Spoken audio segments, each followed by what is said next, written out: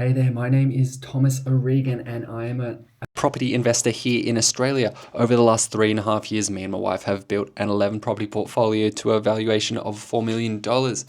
Currently, we own all our properties are in residential. At the moment, I'm actually selling some properties and transitioning my portfolio into commercial. And to be honest, commercial in the buyer's agent space or in the investing space, commercial property is a real hot topic these days in Australia. And everyone's starting to get interested, everyone's starting to become aware of it. And I'm not getting into it because of that. I'm not getting into it because it's the big boys step. Like, I don't care about that. I'm just running my own race here. I'm doing things. The reason I started investing was to become financially free. I didn't start investing because someone else was investing. I started investing to become financially free. So that's my North Star. And for me, building a residential property portfolio, you always have to increase your income to continue to increase your property portfolio. And personally, that feels like a trap because the reality is I don't want to work forever. That's the whole point of investing, so I can not have to work and have passive income from my investment portfolio. I'm 33. Am I? I'm almost 33 now in a few months, and I don't work full time anymore. I quit my full time job last year, and now I just work every day as an entrepreneur. Started investing 100% of my time in investing, or my entrepreneur business, which is helping people invest in property portfolios, which I don't even charge money for, which is funny because I don't have an income and I don't charge any money. I just make my living through investing. So why I've totally lost where I was here, but just one more point on the commercial property. I'm getting into commercial property because with commercial property you can invest, you can continue to grow your property portfolio without continuing to have to grow your income. That was my point. I don't have an income right now, so if I wanted to continue to grow my portfolio, I'd have to go get a job, or I'd have to start making money. I'd have to just start charging people for my services as a buyer's agent. I don't want to do that.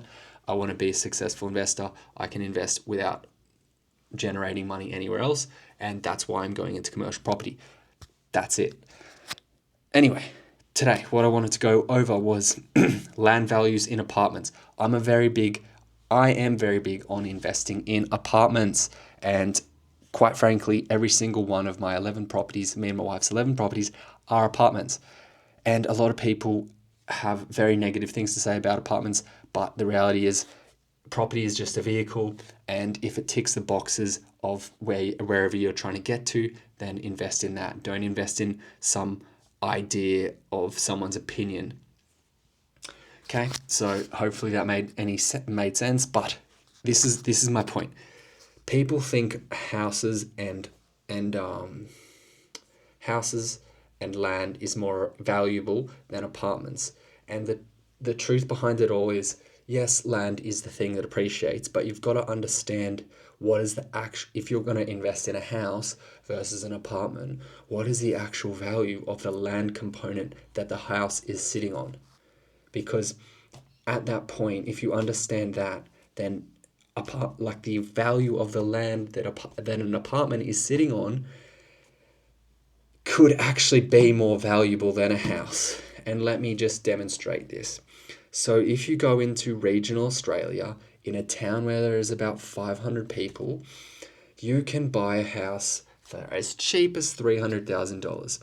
But the thing, and everyone's like, I want a house, so I'm going to go out into that regional area and buy a house because I can afford it.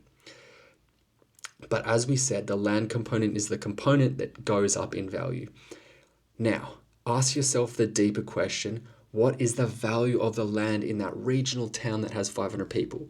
And most of the time, if the town has 500 people in it, the value of the land is valued based on what you were able to use it for.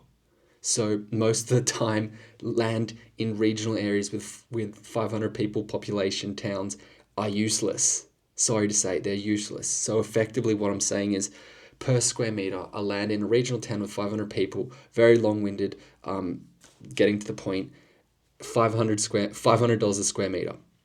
Okay, so even if you buy 1,000 square meters, it's only like, damn, I don't know the maths on this.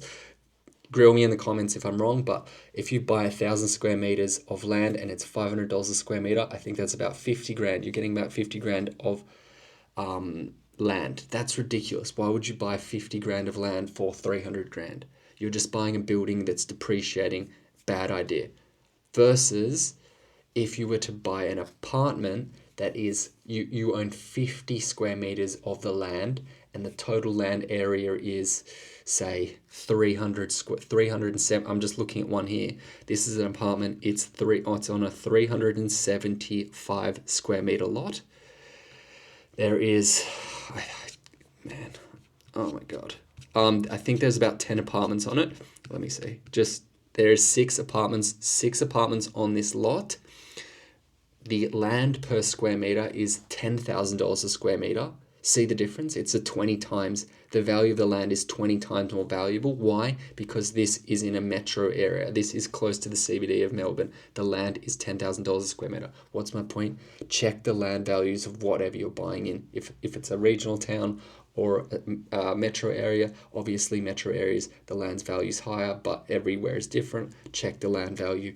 This apartment is an apartment of 6. It's a 30 square meter apartment, but the land component, the ownership of the land, whoever owns this land portion owns 13% of the land.